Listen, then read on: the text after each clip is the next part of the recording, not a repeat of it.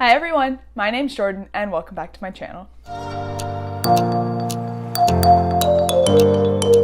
Today I wanted to kind of follow up on a video I did a couple weeks ago. I filmed a video that was the best books I've ever read according to Goodreads, which I agreed with maybe like, I don't know, 25% of.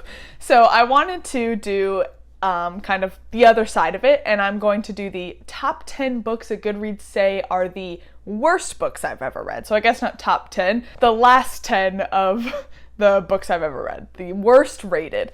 So basically what I've done is I've gone on Goodreads, sorted all of my read books by average rating, and then reversed the order. So I'm going to start at 10 and then go up to the worst book I've ever read according to Goodreads. The parameters I've included are the same as the first video. No nonfiction, nothing with less than 1,000 ratings, no more than one book from a series, although the no nonfiction and no more than one book from a series I don't think came up in this list. So really it was just, I didn't include anything that didn't have a lot of ratings because there were a few on there that only had like 500 or 600 ratings, and I just didn't think that's really like enough ratings to decide if it's one of the worst books I've ever read. So let's get into it. Coming in at number 10 with 3.58 average stars is The Hazelwood by Melissa Albert. This is a YA book that's kind of like a portal fantasy. It was fine. I wouldn't say it's the worst book I've ever read. It was cute. It's like, I believe, I read it a while ago, but I believe it was like a girl that had this journal from her mom or something about this mystical world, or maybe it was a journal from a used bookstore. I don't remember, but she had this book that was all about the Hazelwood, and then like she actually finds the real Hazelwood. So it was cute. I mean, it's a short YA book, but I didn't think it was the worst book I ever read, but it's on this list. Coming in at number 9 with 3.58 stars as well is an author that's on this list twice, and that book is The Tommyknockers by Stephen King. I was actually kind of surprised that Stephen King had 2 books on my worst books I've ever read. The Tommyknockers, yeah, it's not one of his best. It's a bizarre book. It's one of his ones that's like set in Maine, like almost all of his books are, and it's just, I don't even remember the plot. It's just one of those like really bizarre ones that you can tell he was probably like on a bender when he wrote it. Like so much of it is just like, what is going on?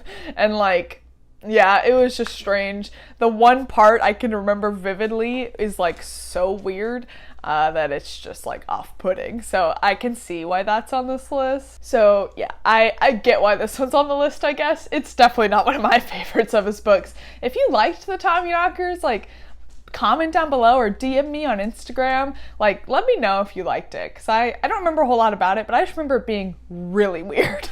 Coming in at number 8 is one that cracks me up. With 3.57 stars is New Moon by Stephanie Meyer. This is the second book in the Twilight series, and it is definitely bad.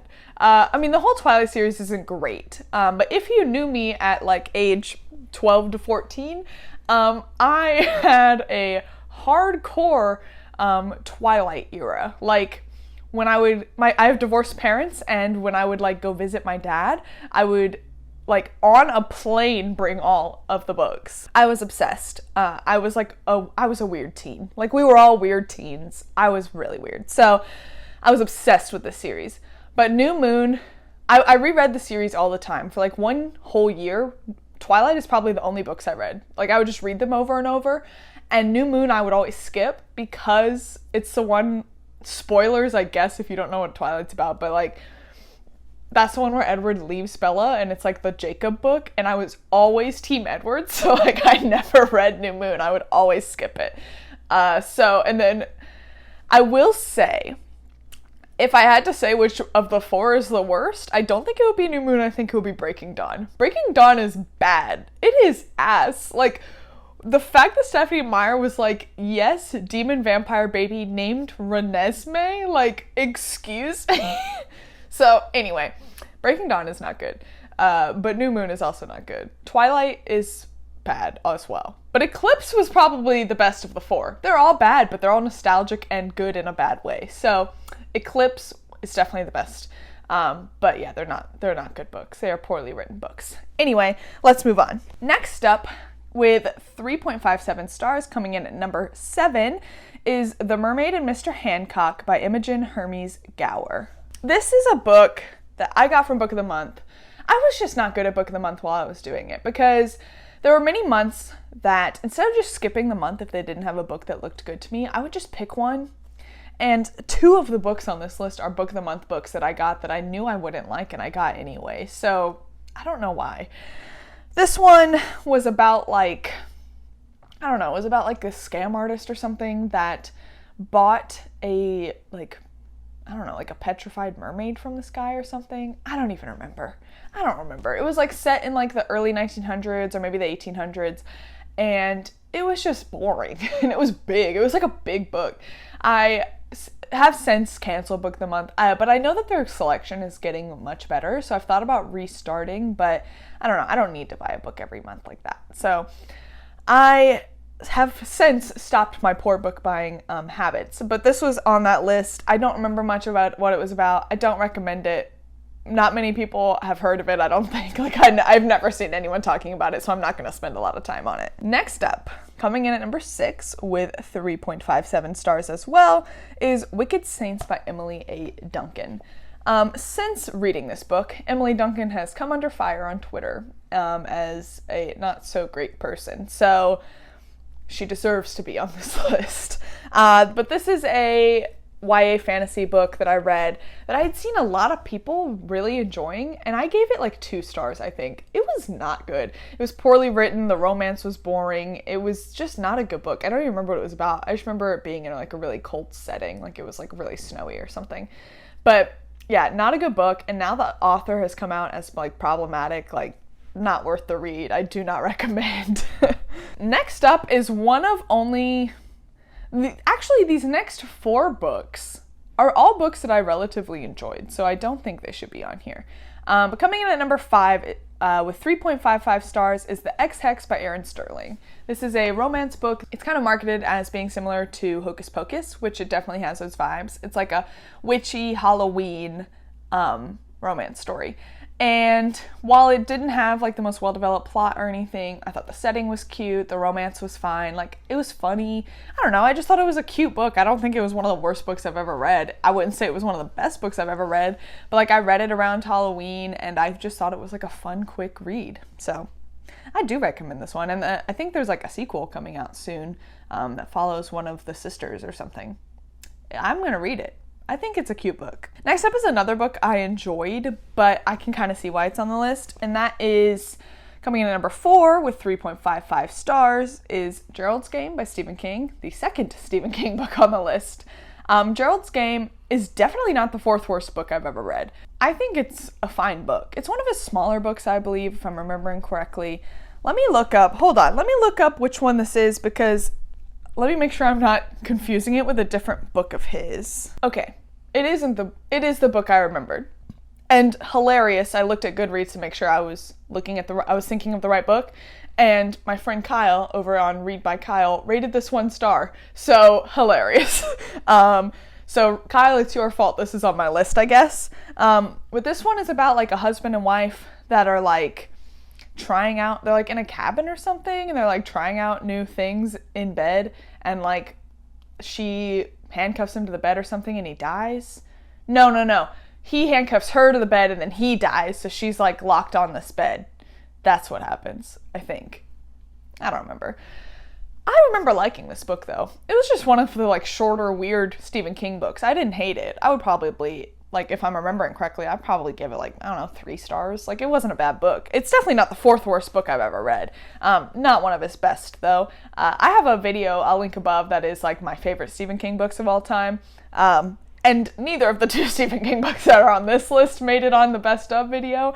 But I can see why the Tommyknockers is on here. I didn't think Gerald's Game was that bad though. Not great, not bad. It's just one of his other, like one of those books that he's written. When you write as many books as Stephen King has, there's gonna be some duds. And there's gonna be some like just okay ones. They're not all great. And I don't think Gerald's Game is that bad. Next up, coming in at number 3 with 3.5 stars is Savvy Sheldon Feels Good as Hell by Taj McCoy.